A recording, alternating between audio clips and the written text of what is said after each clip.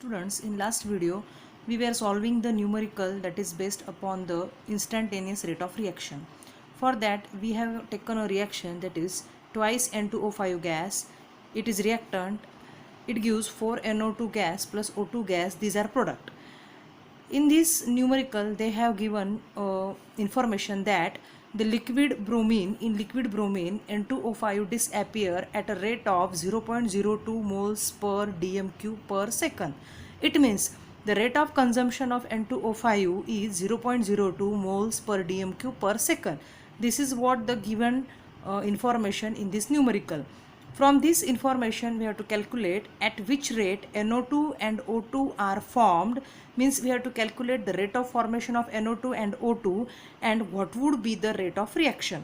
मग आता या न्यूमरिकलला सॉल्व करण्यासाठी बेसिकली आधी आपल्याला काय करावं लागणार आहे, दिलेल्या रिॲक्शनवरनं रिॲक्शनचा रेट लिहून घ्यावा लागणार आहे.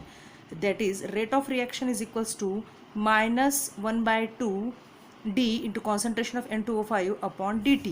Next we have to take the product असल्यामुळे आपण प्लस साईन देतो.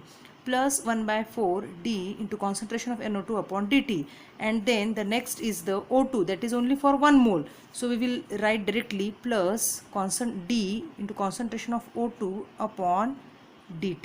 Okay, आता या रेट ऑफ रिॲक्शनचा जो फॉर्म्युला आपण बनवलेला आहे, बेसिकली हा ॲक्च्युली फॉर्म्युला आहे जो आपल्याला यूज करायचा आहे.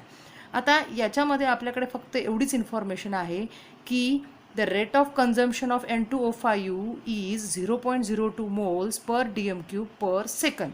आपल्याकडे फक्त एवढीच इन्फॉर्मेशन आहे. मग आपण काय लिहू शकतो, the given is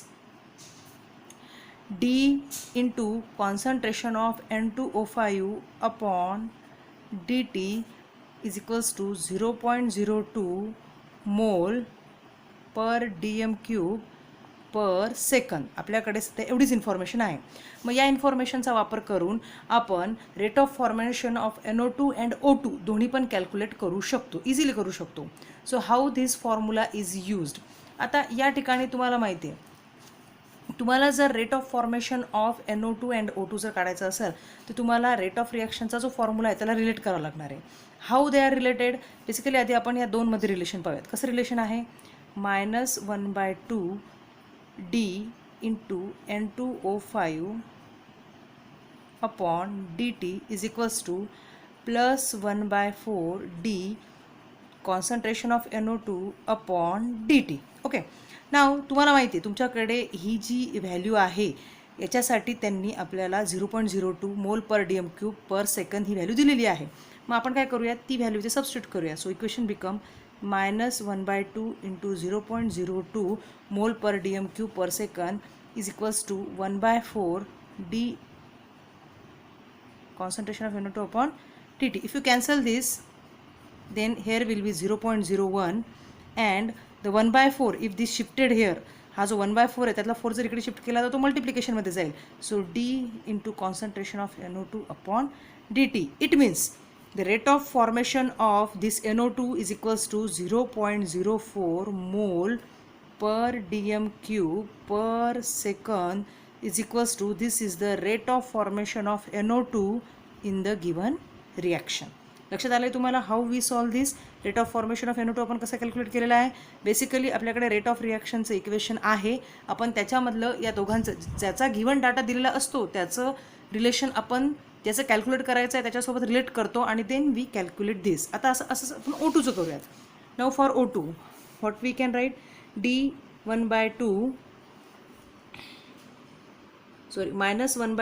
d into concentration of N2O5 upon dt is equals to plus d into O2 upon dt. आता एक गोष्ट लक्षात ठेवा, याच्यामध्ये हे जे निगेटिव्ह साईन आहे हे तुम्हाला निग्लेक्ट करायचं आहे. Whenever you write the answer तेव्हा तुम्हाला ते निगेटिव्ह साईन निग्लेक्ट करायचं आहे. कारण की या ठिकाणी जर तुम्ही बघितलं तर rate of formation of NO2 जो आहे हा प्रोडक्ट आहे आणि हा कधीच निगेटिव्ह नसणार आहे, हा नेहमी काय असणार आहे, positive. So we have to neglect the negative sine.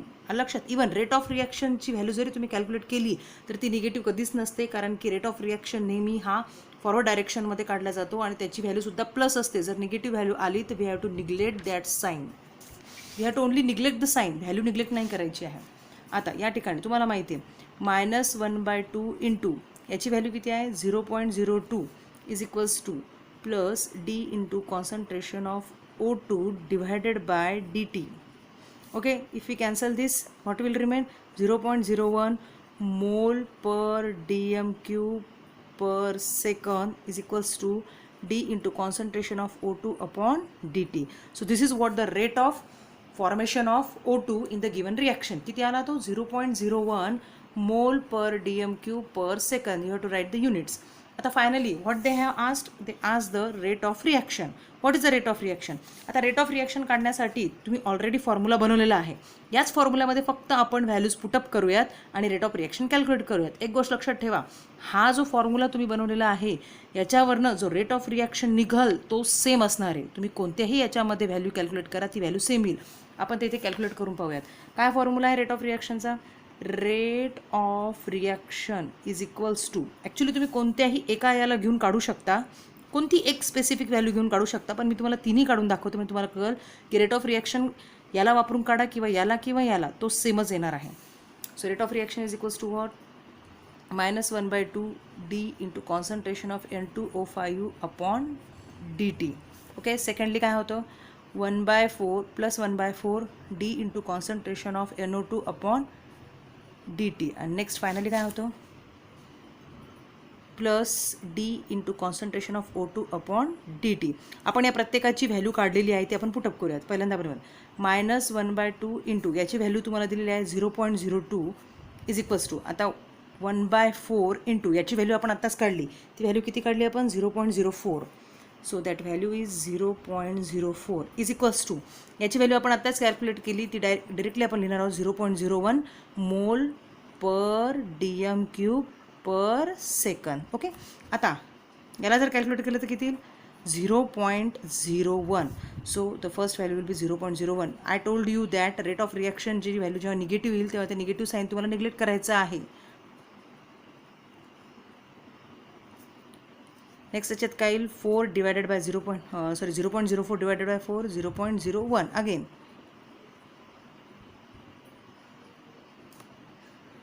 And finally 0.01 mole per dm cube per second. लक्षात तुम्हाला या ठिकाणी?